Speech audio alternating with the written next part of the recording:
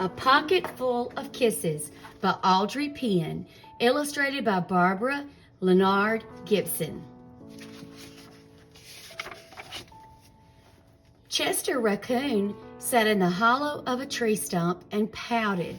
"Please, can we give him back?" he asked his mother. "I'll be really, really good if we can give him back." Miss Raccoon smiled tenderly. "You're already really, really good, Chester, but I'm afraid no matter how good you are, we can't give him back. Besides, I thought you liked having a little brother." "Well, I did like it at first," admitted Chester. "But now he plays with my toys and swings on my swings and reads my books. Then he pulls my tail and talks to my friends and follows me everywhere I go." Miss Raccoon lifted Chester onto her lap and smoothed out his worried, furry forehead. "Well, that's what little brothers do," she explained in a very motherly tone. "It's no different than sharing the woods or sharing the stream or sharing the food we find. Ronnie wants to be just like you."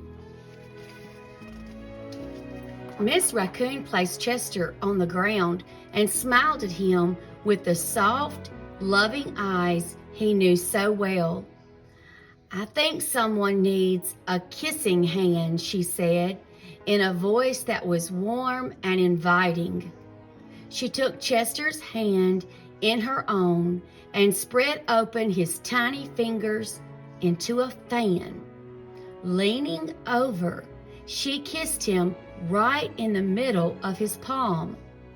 Chester felt the warmth of that kiss rush from his hand up his arm and into his heart.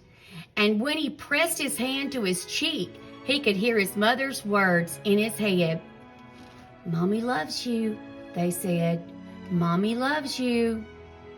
Chester grinned so wide, the tips of his silky black mask crinkled upward. Even his cheeks flushed to a primrose pink. He was the happiest raccoon in the forest.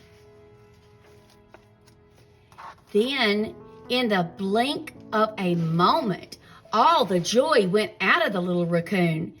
His pink cheeks paled, and a stream of tiny, hot tears fell like spring rain down his sad little face. Even his silky black mask drooped as he watched his mother reach down, take Ronnie's hand in her own, open his tiny fingers into a fan, and kiss his brother right in the middle of his palm. He's crying. "That was my kissing hand," Chester gasped in the saddest voice his mother had ever heard. "Why did you give Ronnie my kissing hand? Don't you love me anymore?" "Oh, Chester," cried Miss Raccoon, "of course I love you. Then how come you gave the baby my kissing hand?" asked Chester. Miss Raccoon gathered Chester up in her arms and gave him a great, big, comforting hug. "I would never give Ronnie your kissing hand," she assured him gently. "That was his kissing hand. Now you each have one of your own." Chester wiped away his tears and settled in his mother's lap. "If you give both of us kissing hands, won't you run out?" Miss Raccoon laughed. "Would you like to hear a story?" she asked Chester. "About kisses?"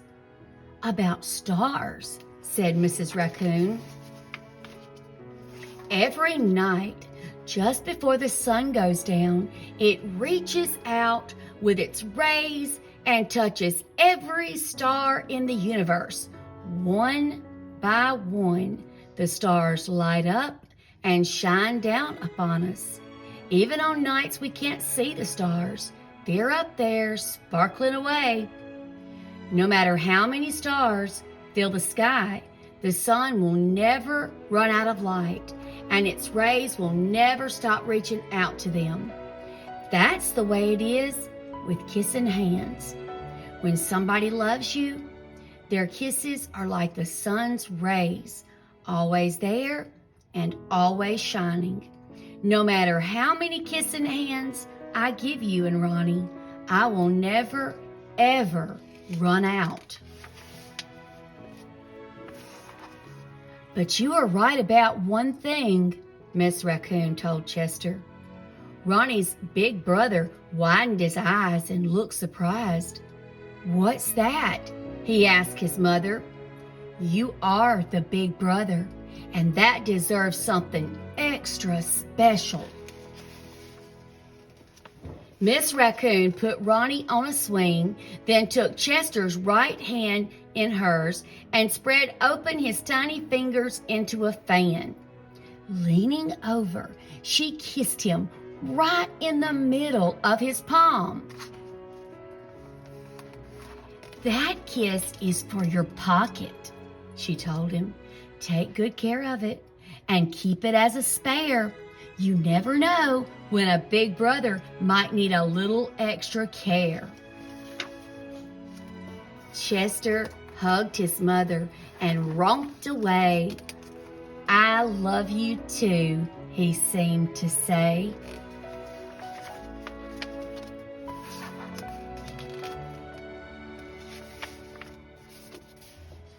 Thank you for being with Storytime with GiGi. Come back.